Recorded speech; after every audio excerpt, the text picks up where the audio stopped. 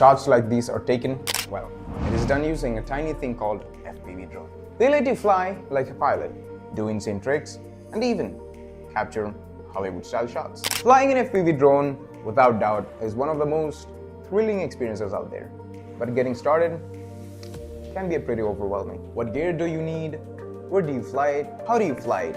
Where can you buy all these things? Is it legal to fly it in India? Do you need a license for it?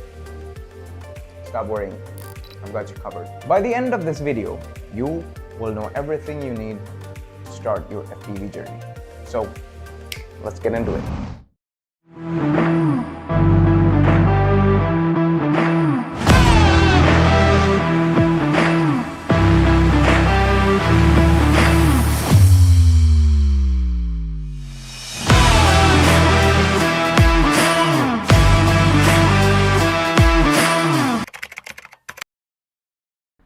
First things first, what is FPV? FPV stands for first-person view. Unlike regular drones, where you fly by looking at the drone or the visual from the drone, an FPV drone puts you inside the cockpit with the help of the FPV goggles. It's an immersive experience that makes you feel like you're actually flying. They're fast, agile, and require skillful flying. But once you get the hang of it, there's no going back.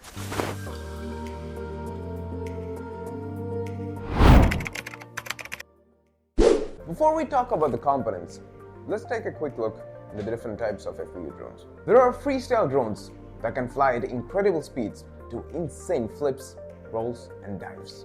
Then we have the Cinewhoops. They're slow, but can capture smooth, dynamic, and stunning cinematic shots.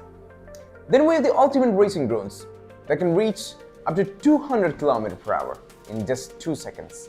Next, we have these cute tiny drones called the Tinywhoops for indoor flying. Trust me, they're fun to fly. Last but not the least, we got these giant lifter drones used to carry a heavy cinematic camera. They are used in professional cinematography. There may be a few other types, like toothpick style and long-range FPV drones, but we got the main ones covered for you. Now let's see the things required to fly an FPV drone. Firstly, you're going to need the drone. And then you're going to need the FPV goggles to see the live visual from the drone. You're also going to need a controller to control the movements of the drone. Lastly, you're going to need lithium polymer batteries and a charger to recharge it. So you might be wondering how to get started. Maybe just buy an FPV drone kit and start flying it? No, never do that. Before you even touch a real FPV drone, you need to spend a lot of time practicing on a simulator. So FPV drones are really fast and responsive. Even if you have years of experience flying drones from DJI and other brands, don't try to fly an FPV drone without practicing on a simulator. The first step is to buy a controller and then practicing on the simulator.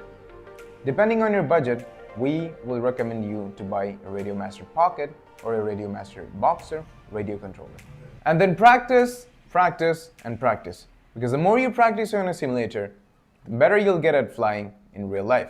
We advise you at least 20 hours of simulator practice before you go out and fly. Liftoff, Velocity Drone, Uncrashed, and Tripe FPV are some of the simulators that we can recommend for you. Don't worry, we'll put them in the description box. Once you're done practicing on the simulator, it's time for you to move forward to the step 2, getting the FPV drone. You can either buy a ready-to-fly drone or build one yourself by purchasing the parts separately, like a frame, motor, flight controller stack, video transmitter, receiver, radio controller, and other parts as well. So should you buy one or should you build one? Well, both have their own ups and downs. Let me explain. Purchasing a ready-to-fly drone is easy because it comes pre-built, pre-tuned, and is ready to fly straight out of the box. If you're building your own FPV drone, it is time-consuming and the learning curve is very high. You have to learn how to solder, how to put things together, and have a basic idea of how electronics work. It'll take a few hours to build your own FPV drone. But on the other hand, if you're buying a ready-to-fly drone, it can save a lot of time. Because if you're building it for the first time, there are plenty of things that could go wrong. And it might take time to troubleshoot it. Not just that, a simple mistake in wiring can cost you thousands of rupees of loss, and you will have to wait until the replacement parts arrive. Since ready-to-fly drones are pre-tested in the factories, nothing could go wrong and you could just fly it in no time. But we will always recommend you to build your own FPV drone. Even though it is time-consuming, there is a big learning curve, and sometimes troubleshooting can be frustrating. It's all worth it in the end. The satisfaction of seeing something fly that you built yourself from scratch, that's priceless. Not just that, you will become an expert in fixing your own drone in no time at an event of crash. So you can decide which one you want to go with, buy one or build one. Either way, we've got it covered for you. We at QuadCard can deliver at your doorstep an FPV drone built and tested by our team of professional pilots, or you can purchase the parts for it from our store. Get in touch with us and we will put together the best build for you. Now let's move on to step 3, LOS, or line of sight. Don't fly with FPV goggles for the first time. Instead, fly in your line of sight for some time and adjust to real life factors, and then gradually move on to fly with FPV goggles. And then the last step is to prepare your mind for crashes. We know how beloved our drones are going to be for us. A simple scratch on that can be hurtful. We've been through that.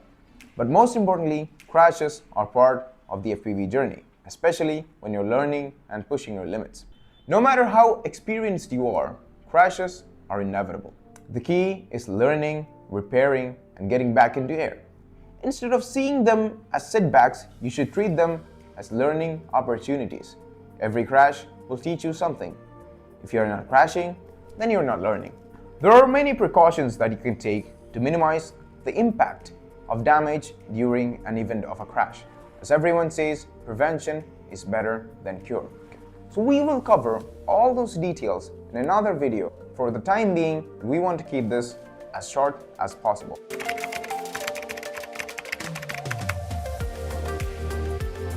There are so many mistakes beginners make when they start their FPV journey. We will tell you the most important ones and make sure you avoid them, because they can save you a lot of money.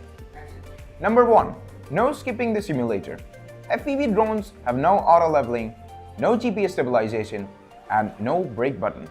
You are in full control, and if you don't know what you're doing, you will crash it. Many people get excited, buy their first drone, and instantly try to fly it, without realizing how hard it actually is. Your impatience can cause you to lose your drone, so always start with simulator. Number 2, skipping research. Research is an important part of this hobby. Don't buy random products without proper research. Think twice before purchasing anything for this hobby, because buying wrong and cheap gear is a mistake most beginners make. Make sure you buy the most updated, best quality, beginner-friendly setups. So research saves you a lot of money. Number 3, ignoring safety.